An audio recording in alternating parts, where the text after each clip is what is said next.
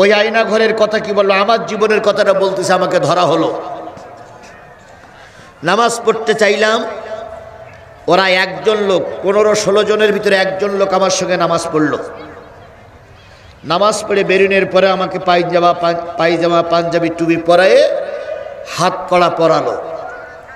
পরানোর পরে মোটরসাইকেলের মাঝখানে একজন ড্রাইভার, পিছনে একজন, আমাকে নিয়ে ওরা পাজা করে ধরলে আমি যেন দৌড়ায় যেতে না পারি। আমার জীবনের কথা বলতেছি। এরপর আমাকে থানায় নিয়ে যাওয়া হলো।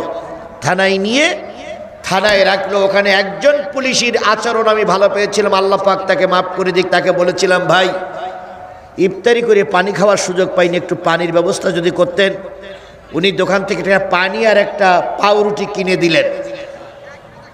দেওয়ার পরে ওখান থেকে আমাকে নিয়ে আর এক ঘরে নিয়ে যেয়ে এরকম বেঞ্চির হাতুলির সঙ্গে আমাকে বেঁধে রাখলেন। কিছুক্ষণ পরে এশার আজান দিল। এশার আজান দেওয়ার পরে আমি বললাম, ওনারা বললেন যে বাথরুমের কাজ থাকলে আপনি বাথরুম সেরে নেন। আমাকে একটা টয়লেটের ভেতরে নিয়ে গেল। ভাই সত্যি কথা, আমার জীবনের কথা কোরআন শরীফ থেকেই বলতেছি। এরপরে বাথরুমের ভিতর থেকে বেরি করি আমার চোখ বাঁধলো। আমি কই, চোখ বাঁধতেন কেন? কয়, কোনো কথা নেই, আপনাকে এখান থেকে জেলায় নিয়ে যাওয়া হবে। থানার থেকে আমাকে জেলার জন্য গাড়িতে রওনা হলো।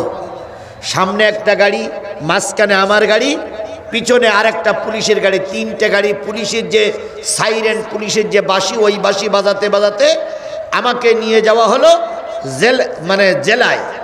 জেলায় নেওয়ার পরে ডিবি অফিসে আমাকে নিয়ে যাওয়া হলো রাত 12টার ভিতরে। এই 12টা পর্যন্ত সমস্ত জেলার আনাচে কানাচে এখানে সেখানে ঘুরাইছে।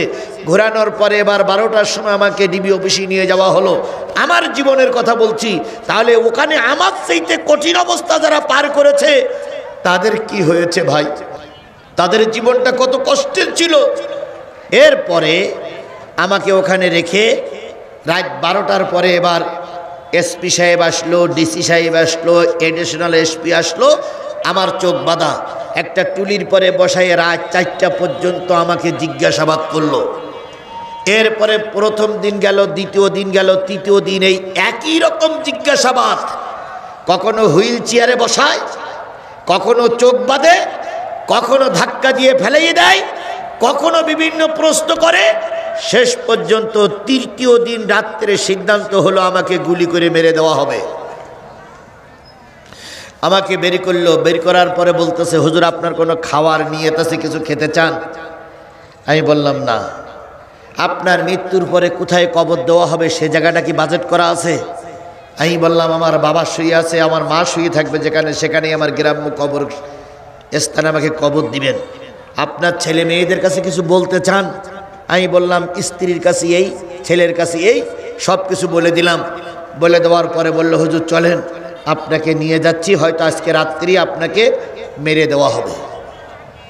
বলুন, আমার জায়গায় যদি আপনি থাকতেন, আমার এই জায়গায় যদি আপনি থাকতেন, আপনার অবস্থাটা কি হতো? আজকে যে আপনারা বলেন, কিছু কিছু লোক বলেন যে হুজুর আওয়ামী লীগের বিরুদ্ধে কিছু বলার দরকার নাই। কিছু কিছু লোক বলেন আওয়ামী লীগের বিরুদ্ধে কিছু বলার দরকার নাই। এখন যদি ফেরাউনও বেশি থাকতো, এই ফেরাউন এই আওয়ামী লীগের কাছে হার মানত।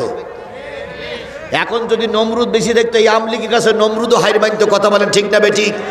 এই আওয়ামী লীগ 15.5 বছর ক্ষমতায় ছিল। এই 15.5 বছর বাংলাদেশে ইবলিশ শয়তান ছিল না। ইবলিশ শয়তান পালাই গেছিল, কারণ শেখ হাসিনার বুদ্ধির কাছে ইবলিশ শয়তান ফেল। এরপরে আমার কথা বলতেছে, আমি একজন ছোট মানুষ।